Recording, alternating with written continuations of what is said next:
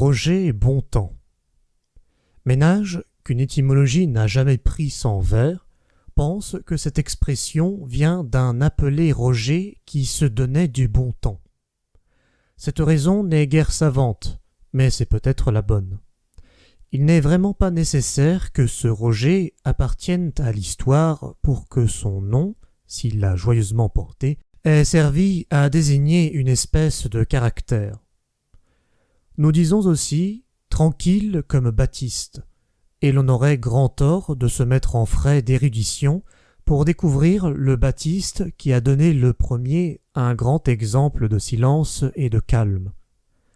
Ce surnom de Saint Jean, qui est devenu un des prénoms les plus populaires, est souvent donné aux niais et aux queues rouges, dont le rôle, dans les parades, est de rester imperturbable sous le feu des soufflets, des coups de pied et des injures. Il ne serait pas impossible que la comparaison vînt de là.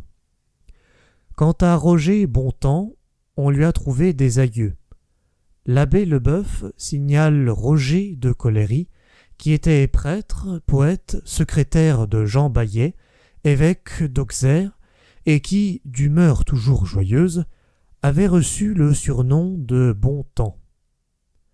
Les pères de Trévoux, de leur côté, ont exhumé un seigneur nommé Roger de la maison des Bontemps, fort illustre dans le pays de Vivarais, dans laquelle le nom de Roger est toujours affecté et propre à l'aîné depuis plusieurs siècles. Et parce que le chef de cette maison fut un homme fort estimé pour sa valeur, sa belle humeur et sa bonne chère, on tint à gloire, en ce temps-là, de l'imiter en tout. Et plusieurs se firent, par honneur, appeler Roger Bontemps, ce qui, par corruption, a été étendu à tous les fainéants et à tous les débauchés.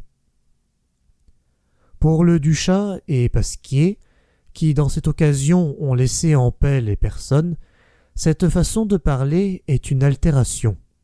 Il faut entendre, selon l'un, « réjouis Bontemps » et selon l'autre, « rouge Bontemps », parce que, dit Pasquier, la couleur rouge au visage d'une personne promet je ne sais quoi de gai et de non soucié.